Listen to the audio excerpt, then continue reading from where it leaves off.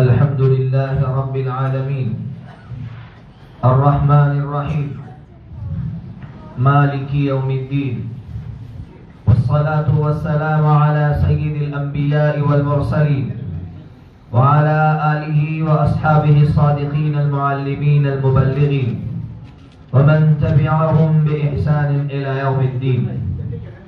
أما بعد، فأعوذ بالله من الشيطان الرجيم. بسم الله الرحمن الرحيم.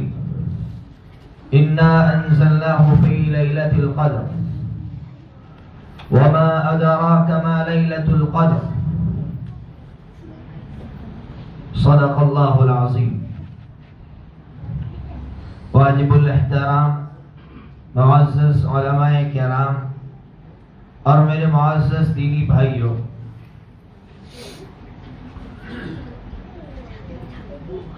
آپ نے یہ واقعہ تو ضرور سنا ہوگا کہ کچھ نوجوان کشتی میں سوار تھے. عجیب بات یہ تھی کہ جس کشتی میں سوار تھے وہ نوجوان کوئی معمولی نوجوان نہیں تھے، بلکہ کالج کے اسٹوڈنٹس تھے. کوئی فزکس کا ماہر تھا تو کوئی بوٹنی کا ماہر تھا تو کوئی جغرافیہ کا ماہر تھا. ہر ایک اپنے فن کا ماہر تھا. اب جب یہ کشتی آگے بڑھی تو نوجوان ہوتے ہیں مستی سوجی کہ چلو ملاح سے باتیں کرتے ہیں، گپ شپ کرتے ہیں، ملاح کو ستاتے ہیں. ملاح کے پاس آئے اور ملاح سے سوال کیا کہ ملاح جی آپ فزکس کو جانتے ہیں؟ تو ملاح نے کہا یہ کس مصیبت کا نام ہے؟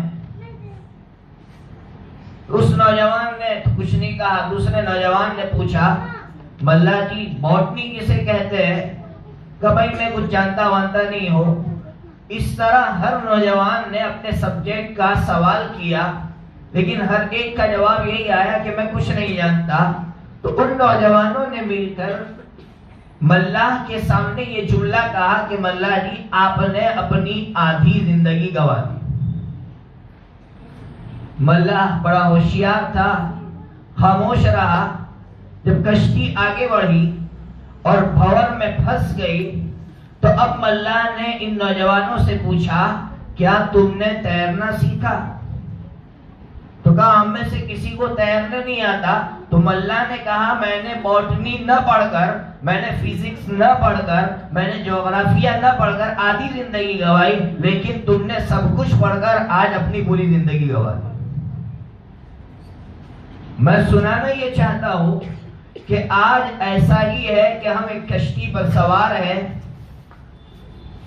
وہ لوگ جو عصری تعلیم کے دل دادا ہے، وہ لوگ جو دنیاوی تعلیم کے دل دادا ہیں، وہ علماء کرام سے یہ پوچھتے ہیں، مدرسے میں پڑھنے والوں سے یہ پوچھتے ہیں، مولویوں سے یہ پوچھتے ہیں کہ مولانا آپ کو سیاست کچھ معلوم ہے؟ آپ کو فلاں معلومات آپ کے پاس ہے، انفارمیشن ہے آپ کے پاس؟ اگر بیچارہ مولوی سادہ ہوتا ہے تو وہ یہی جواب دیتا ہے کہ نہیں بھائی میں کچھ جانتا وانتا نہیں ہو. تو اب یہ نوجوان یہ سمجھتا ہے کہ مولوی صاحب نے اپنی آدھی زندگی گوا دی. لیکن بات یہ ہے کہ ہم جس کشتی پر سوار ہے وہ کشتی بھور میں پھنسی ہوئی ہے. اور آج کا یہ دور جس دور سے ہم گزر رہے ہیں وہ دور تو بتا ہی رہا ہے کہ آج پوری امت کی کشتی بھور میں پھنسی ہوئی ہے. اس لیے اگر میں سب کچھ پڑھنے کے بعد یہ سمجھ رہا ہوں کہ مجھے سب کچھ مل گیا ہے تو یاد رکھنا اگر ہمارے پاس دین نہیں ہے، اگر ہمارے ہاتھوں میں قرآن نہیں ہے، اگر ہمارے ہاتھوں میں حدیث پاک نہیں ہے تو یقین کے ساتھ کہتا ہوں کہ ہم نے اور ہماری نسلوں نے اپنی پوری زندگی گوا دی ہے. بہت سی مرتبہ جب نوجوانوں سے ملاقات ہوتی ہے تو اب تو کچھ ایسے نوجوان مل رہے ہیں کہ وہ ہم سے یہ کہہ رہے ہیں کہ مولانا اب یہ دنیا باقی ہے یا ختم ہو جائے گی؟ قیامت کتنی قریب ہے بتا دیجیے. میں نے کہا آپ ایسا کیوں پوچھتے ہیں؟ تو وہ کہتے ہیں کہ اب جینے کا مزہ ختم ہو گیا، اب ہم چاہتے ہیں کہ اپنا سب کچھ لٹا کر صرف دین کے لیے اپنے آپ کو وقف کر دیں۔ ہر انسان کے دل کی یہی آواز ہے اس وقت کہ ایسا لگ رہا ہے کہ دنیا ختم ہو جائے گی، اب اچھا مکان بنا کے کیا کروں گا، اب اپنے بچے کو عصری تعلیم دلا کے کیا کروں گا، اس کو نوکری تک نہیں ملتی، وہ کیا میرا پیٹ بھر پائے گا۔ اس لیے ہر نوجوان، ہر انسان یہ چاہ رہا ہے کہ میری اگلی زندگی اللہ تعالیٰ کی رضامندی میں گزر جائے۔ حدیث پاک کے بخاری شریف کی حدیث ہے کہ جب قیامت کے قریب فتنے اتنے خطرناک آئیں گے، انسان قبر کے پاس سے گزرے گا تو وہ کہے گا یا لیتنی مکانا، یا لیتنی مکانا، کاش اس قبر میں ہوتا، میں کیوں زمین کے اوپر ہوں، میں مر گیا ہوتا اور مجھے دفن کر دیا گیا ہوتا۔ اس لیے میں دل کے ساتھ کہہ رہا ہوں، دل کی گہرائیوں کے ساتھ کہہ رہا ہوں کہ اب ہمیں اپنی آنکھیں کھولنے کی ضرورت ہے۔ میں یہ نہیں کہہ رہا ہوں کہ آپ اپنے بچوں کو مدرسوں میں بھیج دو، عالم بنا دو، میں اتنا ضرور کہتا ہوں کہ اپنے بچوں کو اتنا سکھاؤ کہ وہ اچھے انسان بنے اور ایک پکے مسلمان بنے۔ بس اتنا ہم چاہتے ہیں، ہم یہ نہیں چاہتے کہ آپ کا بچہ عالم بن جائے، آپ کا بچہ حافظ قرآن بن جائے۔ ان مکاتب کا مقصد ہی یہ ہے کہ ہمارا بچہ سچا پکا مسلمان بن جائے اور اچھا انسان بن جائے۔ میں آپ کو ان مکاتب کا ریزلٹ سناتا ہوں، سنو ان مکاتب کا ریزلٹ کیا دیکھا دنیا نے۔ ہم جس صوبے میں رہتے ہیں، گجرات کا جو صوبہ ہے، 2002 کے جو فسادات ہوئے گوجرا کے اندر، آپ کو معلوم ہوگا ان فسادات کے موقع پر جب مسلمان بالکل تہی دست ہو گئے تھے، خالی ہو گئے تھے، ان کے پاس کھانے پینے کے لیے کچھ نہیں تھا، تو اس وقت عیسائی مشنری جو عیسائیت کی تبلیغ کر رہی تھی، جو کرسچن عیسائی مذہب کو پھیلا رہے تھے، ان کا پورا ایک بٹالین، ایک وفد گوجرا پہنچا۔ گوجرا پہنچنے کے بعد وہ جو کیمپ بنے ہوئے تھے اس کیمپ کے پاس گئے اور وہ ٹرک لے کر پہنچے تھے۔ ٹرک لے کر پہنچنے کے بعد انہوں نے ایک ایک سے یہ کہا کہ دیکھو یہاں یہ جو پیکٹ تقسیم ہو رہے ہیں، بس آپ کو وہاں ٹرک کے پاس قریب میں پہنچنا ہے، بھائی یہ بچے یا تو جانا چاہتے تو بھیج دو یا تو پھر بٹھا دو۔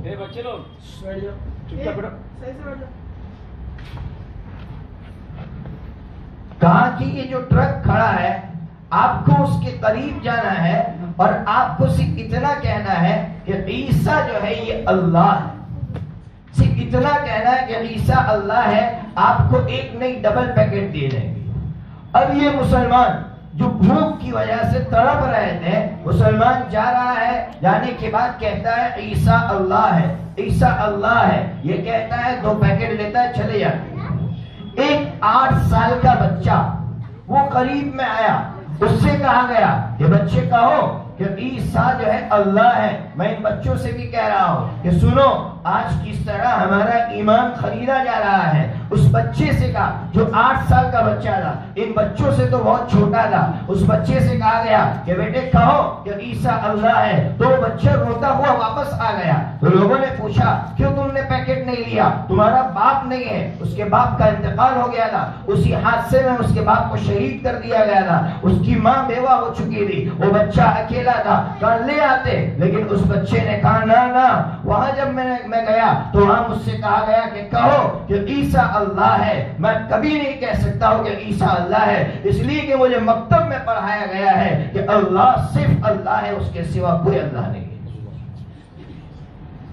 پھر عجیب بات یہ ہے کہ اس کہنے والے نے عجیب جملہ کہا، ایک 8 سال کے بچہ، اس کی کیسی سوچ ہوتی ہے، کتنی پاکیزہ اور بلند سوچ ہوتی ہے، اس سے یہ کہا کہ تیری ماں تڑپ رہی ہے، تو خود بھوک کی وجہ سے تڑپ رہا ہے، اگر تو یہ جملہ کہہ کر یہ 2 پیکٹ یا 3 پیکٹ وصول کر لیتا تو کیا خرابی تھی، کیا عجیب جملہ کہا، روح پرور روح افزا جملہ کہا اس اللہ کے بندے نے، اس بچے نے یہ کہا کہ سنو میں اور میری ماں تڑپ تڑپ کر جان دے سکتے ہیں، لیکن روضہ اقدس میں میرے آقا جنہوں نے پوری زندگی توحید کی تعلیم دی ہے، ہم روضہ اقدس میں ہمارے آقا کو نہیں تڑپا سکتے۔ یہ ریزلٹ ہے ان مکاتب کا اس لیے بہت سے لوگ یہ سمجھتے ہیں کہ ان مکاتب کے ذریعے سے یہ علماء یہ چاہتے ہیں کہ ان کے بچے یعنی آپ کے بچے عالم بنے، آپ کے بچے حافظ بنے۔ ہرگز نہیں، ان مکاتب کا یہ مقصد نہیں ہے کہ آپ کے بچے عالم بنے، آپ کے بچے حافظ بنے۔ ان مکاتب کا مقصد صرف اور صرف یہ ہے کہ آپ کا بچہ اور میں ایک پکا مسلمان بن کر دنیا کے مخالف سے مخالف ماحول میں بھی ہمارے ایمان کو کوئی خرید نہ سکے۔ ایسا طاقتور ایمان ہمارے پاس ہو۔ کیسا طاقتور ایمان؟ آج مسلمان ڈرے ہوئے ہیں، حالات سے ڈرے ہوئے ہیں۔ 40-50 مسلمان شہید ہوتے ہیں، مسلمان ڈر جاتے ہیں۔ ابھی وقت نہیں ہے، ورنہ تاریخ کھول کر آپ کو دکھاتا اور تاریخ سناتا کہ مسلمانوں کی تاریخ پڑھو، ایک ایک دن میں لاکھوں کی تعداد میں مسلمانوں کو قتل کیا گیا۔ لیکن قسم خدا پاک کی، اسلام کی کوئی ایسی صدی نہیں ہے کہ لاکھوں کی تعداد میں مسلمانوں کے مرنے کے بعد بھی مسلمان ڈرا ہو۔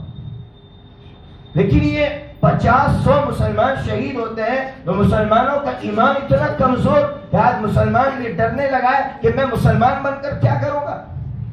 کھولو قرآن مجید 16واں پارہ۔ اللہ تبارک و تعالیٰ کیسا ہمارا اللہ ہے، کتنا پیارا رب ہے کہ اس اللہ نے 16ویں پارے میں فرعون کا اور جادوگروں کا تذکرہ کیا ہے۔ کیوں کیا ہے فرعون کا جادوگروں کا تذکرہ؟ سنو کیا ہوتا ہے جب جادوگر ایمان لاتے ہیں، جب جادوگر ایمان لاتے ہیں، فرعون بلاتا ہے اپنے دربار میں، پوچھتا ہے کس کو پوچھ کر اسلام لائے؟ تو کہا اس میں پوچھنے کی کیا ضرورت تھی، ہم اس اللہ پر ایمان لائے۔ تو اس فرعون نے جو جملہ کہا قرآن نے نقل کیا ہے کہ تمہیں معلوم ہے اس ایمان کا انجام کیا ہوگا؟ کیا انجام ہوگا؟ کہا میں تمہاری ٹھکا بوٹی کر دوں گا، میں تمہارے ہاتھ پیر خلاف سم سے کاٹ کر میں تمہیں سولی دے دوں گا۔ تو کیا جملہ کہا ہے ان جادوگروں نے جو ایمان لائے تھے؟ قرآن نے بیان کیا اس جملے کو، فَقْضِ مَا أَنْتَ قَاضٍ فَقْضِ مَا أَنْتَ قَاضٍ۔ اے فرعون جو اکھاڑ سکتا ہے اکھاڑ دے، جو اکھاڑ سکتا ہے اکھاڑ لے۔ انما تقضی هذه الحیات الدنیا۔ ہم اس وقت کے فرعونوں سے بھی یہی کہتے ہیں اور ہمارے ان بچوں کے رگو پے میں یہ جملہ رچاتے ہیں، بساتے ہیں کہ دنیا کے مخالف سے مخالف ماحول میں بھی یہ جملہ تم اپنے دیواروں پر لکھ دو، اپنے دلوں پر لکھ دو، فَقْضِ مَا أَنْتَ قَاضٍ۔ اے دنیا کے فرعون جو اکھاڑ سکتا ہے اکھاڑ لے۔ انما تقضی هذه الحیات الدنیا، تو دنیا کی زندگی تک کر سکتا ہے۔ انا آمنا بربنا، کیا جملہ کہا ہے؟ یہ کہا فرعون ہمارا رب ہماری رگوں پے میں رچ بس گیا ہے، اب دنیا کی کوئی طاقت اس کو ہمارے اندر سے نکال نہیں سکتی۔ یہ ایمان یہاں دیا جاتا ہے، بچوں میں تقسیم کیا جاتا ہے۔ ہم یہ سمجھتے ہیں کہ چھوٹی عمر کے بچے کیا لے کر جاتے ہوں گے یہاں سے، آپ کو نہیں معلوم ہے۔ اس کے رزلٹ ہمارے سامنے۔ یہ میں نے بتایا کہ پہلا مقصد کہ ہم ان کو اچھا پکا سچا مسلمان بنانا چاہتے ہیں، دوسرا مقصد ان کو اچھا انسان بنانا چاہتے ہیں۔ اس کا بھی ایک واقعہ آپ کو سناؤ۔ ایک باپ جس نے پوری زندگی چوری میں گزار دی، رسمن جس طرح رسم ہے رواج ہے بچوں کو بھیج دیتے ہیں مکاتب میں، اس نے بھی اپنے بچے کو بھیج دیا۔ بچہ مکتب میں پڑھتا رہا، 12 سال کی عمر ہوئی، اس کے دل میں آیا بچے کو نکال دوں اور میرا جو فن ہے چوری کا فن، اس فن میں اس کو بھی لگا دوں۔ تو اب اس نے یہ کہا کہ دیکھو بیٹا ہم چوری کس طرح کریں گے، اس کی ترتیب میں آپ کو بتلاتا ہوں۔ ترتیب یہ بتلائی، بیٹا میں دیوار پھلان کر اندر جاؤں گا، تمہیں باہر کھڑا رہنا ہے، اگر کوئی باہر آ جائے یا کوئی تمہیں نظر آئے تو تمہیں سیٹی بجانا ہے اور سیٹی بجا کر چپ چاپ تمہیں گھر تک پہنچ جانا ہے، تمہیں وہاں کھڑا نہیں رہنا۔ ہاں بالکل ابا، آپ کی ترتیب سمجھ میں آ گئی۔ اب باپ دیوار پھلان کے اندر گیا، ابھی تھوڑی دیر بھی نہیں ہوئی تھی، بیٹے نے باہر سے سیٹی بجائی اور چپ چاپ نکل گیا۔ اب یہ یہاں سے بھاگا کہ شاید کوئی باہر کھڑا ہے۔ اب باہر نکلا تو کوئی نظر نہیں آ رہا ہے۔ بیٹے سے پوچھا بیٹا میں نے تم سے کہا تھا کوئی دکھے تب سیٹی بجانا، کوئی نظر تو نہیں آ رہا تھا، کیا جملہ کہا اس بیٹے نے؟ آپ جانتے بھی ہوں گے، اس بیٹے نے کہا ابا کوئی نہیں دیکھ رہا تھا لیکن اللہ ضرور دیکھ رہا ہے۔ یہ انسان بنائے جاتے ہیں، ان مکاتب سے انسان بنائے جاتے ہیں۔ اس لیے میں تو حکومت وقت سے بھی ہمیشہ کہا کرتا ہوں اور آپ سے بھی کہتا ہوں کہ اگر یہ مکاتب بند ہو جائیں گے تو انسان بھی ختم ہو جائیں گے۔ اس لیے ان مکاتب کی طاقت کو سمجھو اور اپنے بچوں کو ان مکاتب میں بھیجو تاکہ یہ اچھے انسان بنے، یہ اچھے سچے پکے مسلمان بنے۔ میں بہت مختصر وقت میں اپنی بات کو ختم کرتا ہوں اور اس امید پر ختم کرتا ہوں کہ اللہ تبارک و تعالی، ابھی بہت سے لوگ مجھ سے کہہ رہے تھے کہ حالات اس طرح کے ہیں اور اس طرح ہے اس طرح ہے، اس لیے میں نے درمیان میں ایک دو باتیں بھی اپنی طرف سے کہہ دی، اس لیے کہی تاکہ مسلمانوں کے اندر سے خوف و ہراس ختم ہو، مسلمانوں کے اندر سے یہ ڈر ختم ہو۔ میں نے ابھی قریبی زمانے میں ایک پچھلے 2 دن پہلے بھی میں نے بتایا مسلمانوں سے کہ آپ تاریخ نہیں پڑھتے ہیں، آپ بغداد کی تاریخ پڑھیے۔ بغداد کے اندر 25 لاکھ مسلمانوں میں سے ہلاکوں نے 18 لاکھ مسلمانوں کو قتل کیا تھا، لیکن کیا بغداد میں سے مسلمان ختم ہو گئے؟ بلکہ تاریخ یہ بتاتی ہے کہ ہلاکوں کے لڑکے نے اسلام قبول کیا۔ اس لیے ہم تو اس امید پر جیتے ہیں کہ اللہ تبارک و تعالی، اگر یہ نہیں تو اللہ تبارک و تعالی ان کی اولاد کو ایمان عطا کرے گا، اور یہ کل جو آج ہمارے مخالف کھڑے گا ہماری صفوں میں کھڑے ہوں گے۔ اللہ تبارک و تعالی ان بچوں نے جو پروگرام پیش کیا، ایک بچے نے بہت اچھا پروگرام پیش کیا، اس پروگرام کی جو روح تھی میری نظر میں، اس پورے پروگرام کی جو روح تھی وہ ایک بچی کی تقریر تھی جس نے عورت کا مقام اجاگر کیا تھا۔ مجھے نہیں معلوم کہ اس بچی نے تقریر کی تھی، لیکن اس بچی کی تقریر وہ اتنی معنی خیز تھی، ایسا لگ رہا تھا کہ جیسے سمندر کو کوزے میں بھر دیا گیا ہو، اتنی معنی خیز۔ تو ہم لوگ تو کیا اس کو سرسری سنتے ہیں کہ بچی سنا رہی ہے نا، اگر کوئی مولوی صاحب تقریر کر رہے ہو تو کان لگا کر سنتے ہیں، لیکن بچی تقریر کر رہی ہو تو ہم یہ سمجھتے ہیں کہ بس ایک بچی تقریر کر رہی ہے، لیکن اس کی تقریر میں کیا طاقت تھی اور اس بچی نے کتنا بڑا پیغام دیا اس وقت کی دنیا کو۔ اور اس وقت دنیا میں جو انقلابات رونما ہے اور انقلابات آ رہے ہیں، اور انقلابات کی بہت سارے محرکات کو اس بچی نے اپنی چھوٹی سی تقریر کے اندر پیش کر دیا۔ اللہ تبارک و تعالی ایسی بچیاں ہر وقت پیدا کرتے رہیں، اور اللہ تبارک و تعالی ہماری ماں بہنیں جو یہاں سننے کے لیے آئی ہے، میں اپنی ماں بہنوں سے بھی کہوں گا کہ اپنی بچیوں پر محنت کرو، بچوں پر محنت کرو۔ آپ کے یہاں ہائی وے پر جب ایک حادثہ پیش آیا تو لوگوں نے یہ حادثہ دیکھنے کے بعد کیسی عبرت لی ہے آپ کو معلوم نہیں ہوگا۔ جب حادثہ پیش آیا تو وہ گاڑی مسلمان کی تھی، ایک عورت موت کے قریب تک پہنچ گئی، آخری سانسیں لے رہی تھی، تو وہ بچہ تھا، اس عورت کا بچہ تھا اس گاڑی میں۔ اس عورت کے بچے نے لوگوں سے یہ کہا کہ دیکھو میری ماں آخری سانسیں لے رہی ہے، اس لیے سب سورہ یاسین شریف کی تلاوت کرو۔ تو لوگوں نے کہا تمہیں کیسے معلوم کہ موت کے قریب سورہ یاسین شریف کی تلاوت کی جاتی ہے؟ تو اس بچے نے، معصوم سے بچے نے کہا میری ماں نے ہی مجھ کو سکھایا تھا کہ بیٹے جب کسی کی موت کا وقت قریب ہو تو اس وقت سورہ یاسین شریف پڑھتے ہیں۔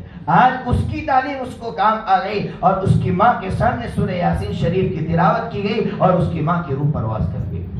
اس طرح کی اگر ہم تربیت کرتے رہیں گے تو تربیت کبھی ضائع نہیں جاتی ہے۔ ہم یہ سمجھتے ہیں کہ ہماری بیٹی کہاں بہت بڑی فاطمہ بنے گی اور ہمارا لڑکا کہاں جنید بغدادی بنے گا، ہم یہ سمجھ کر کبھی تربیت نہیں کرتے، ان کے سامنے کبھی اچھی باتیں نہیں کہتے، لیکن یہ ہماری بہت بڑی غلط فہمی ہے۔ ایک ایک بات کبھی نہ کبھی دل پر لگ جاتی ہے اور اللہ تبارک و تعالیٰ اس کے بہت اچھے نتائج مرتب فرماتے ہیں۔ اللہ تبارک و تعالیٰ ہمارے یہاں بیٹھنے کو قبول فرمائے اور سب سے بڑی دعا ہے اللہ اپنی رضا کا ذریعہ بنائے۔ وآخر دعوانا الحمدللہ رب العالمین۔